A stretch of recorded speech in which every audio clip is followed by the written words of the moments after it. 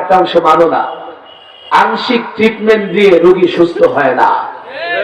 তুমি আংশিক ইসলাম মেনে বিপ্লব করতে পারবে না, আংশিক ইসলাম মেনে ইসলামের সফলতা ভোগ করতে পারবে না। ইসলাম প্রতিষ্ঠার রাজনীতি করো, মসজিদ থেকে সমাজের নিয়ন্ত্রণ নাও। যদি ইসলাম প্রতিষ্ঠার জন্য রাজনীতি করতে পারো, আমি গ্যারান্টি দিতে পারবো। কি গ্যারান্টি? শুধু 56,000 বর্গ মাইলের বাংলাদেশ নয়, গোটা পৃথিবীর নেতৃত্ব দিতে পারবে। 5 বছরের জন্য নয়, আজীবন গোটা পৃথিবীর নেতৃত্ব দিতে পারবে। আজকে মুসলমান যুবকেরা আমাদের সোনালী অতীত ভুলে গেছে, আমাদের ইতিহাস ভুলে গেছে। তুমি কি জানো তোমার পূর্বপুরুষ মুসলিম যুবকেরা 100 বছর 200 বছর নয়, ইউরোপ ইসলাম শাসন করেছে 782 বছর। তোমার পূর্বপুরুষ মুসলমানেরা ইউরোপ শাসন না করত, এখনো ইউরোপের লোকেরা আফ্রিকার জঙ্গলের লোকদের মতো গর্তে বসবাস করত। রাজনীতি করবা না?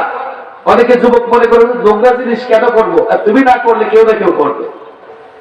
আমরা কিন্তু রাজনীতি মুক্ত নই, রাজনীতির বাইরে আমরা থাকতে পারবো না।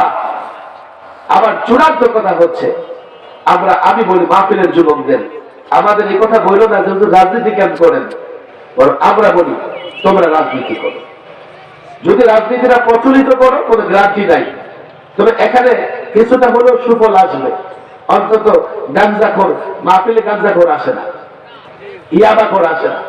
তোমরা রাজনীতি করলে অন্তত সমাজ ইয়াবাখোর গাঞ্জাখোরের হাত থেকে দূরে থাকবে, মুক্ত থাকবে।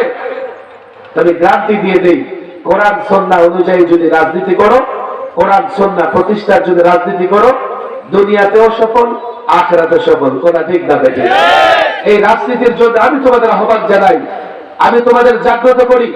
তোমরা বলবে হুজুর নেতৃত্ব নাই। হ্যাঁ, আমি জানি, আমিও নেতা হওয়ার যোগ্য না, তবে আমি দারুল ইকামার ওই শিক্ষকের মতো দায়িত্ব পালন করতেছি।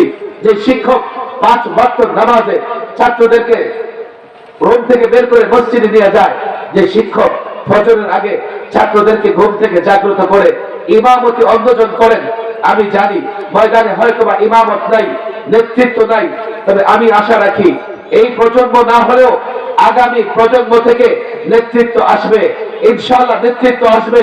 যারা 16 বছর ফেসিবাদের সঙ্গে আপোষ করে নাই, যারা 16 বছর জেল জুলুম পরোয়া করে নাই, যারা গত 16টা বছর কোন তাগুতের কাছে মাথা নত করে নাই, আল্লাহর কসম করে বলি অচিরেই ময়দানে নেতৃত্ব আসবে। জাতিকে জাগ্রত করো, জাতিকে তৈরি করো, যাতে ইমাম সাহেব যখন সামনে যাবে এই জাতি যাতে কাতারবদ্ধ হয়ে নামাজ শুরু করতে পারে, যাতে ইমাম যখন সামনে যাবে এই জাতি যাতে জিহাদের ময়দানে দাঁড়িয়ে জিহাদ শুরু করতে পারে, যাতে ইমাম যখন অগ্রসর হবে ইমামের নেতৃত্বে আরেকটা পরিবর্তন আনতে পারে। আমি তো বলি 5ই আগস্টের পরিবর্তন শুধু বৈষম্যের বিরুদ্ধে একটা পরিবর্তন ছিল, তবে হ্যাঁ, এই পরিবর্তন চূড়ান্ত পরিবর্তন নয়। কেন? এই বৈষম্য দূর করতে হলে যে ফর্মুলা দরকার এখনো জাতির কাছে নাই। বৈষম্য দূর করতে হলে টার্গেট ঠিক করতে হবে। সেটা কি? ইসলাম। ইসলাম এমন এক ধর্মপথ যার ভেতরে কোনো বৈষম্য নাই।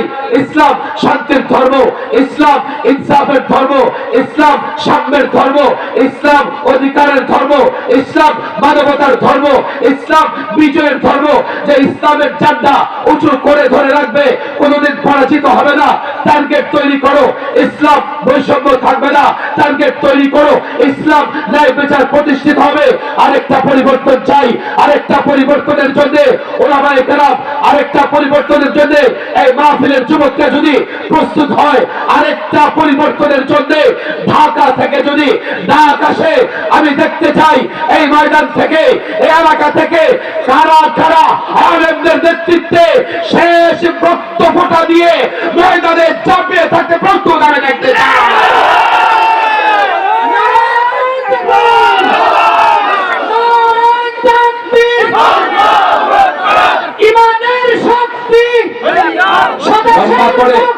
লম্বা করে হাতটা উঠান। আলেমদের সঙ্গে থাকবো তো ইনশাআল্লাহ, আলেমদের সঙ্গে থাকবো তো ইনশাআল্লাহ, আলেমদের সঙ্গে থাকবো তো ইনশাআল্লাহ। লম্বা করে বলেন, থাকবো তো ইনশাআল্লাহ। আমরা যদি দেশে কোরআন সুন্নাহ প্রতিষ্ঠার জন্য চূড়ান্ত আন্দোলন শুরু করি, আমাদের সঙ্গে থাকবে তো ইনশাআল্লাহ? পাক্কা ওয়াদা থাকবে তো ইনশাআল্লাহ? দেশ পরিবর্তন করবো তো ইনশাআল্লাহ? আল্লাহর নবীর আদর্শ বাস্তবায়ন করবো তো ইনশাআল্লাহ? আল্লাহ তাবারক ওয়া তাআলা আমাদের তৌফিক দান করুন। ওয়া মা তাওফীকি ইল্লা বিল্লাহ ওয়া মা আলাইনা ইল্লাল বালাগ। অনেক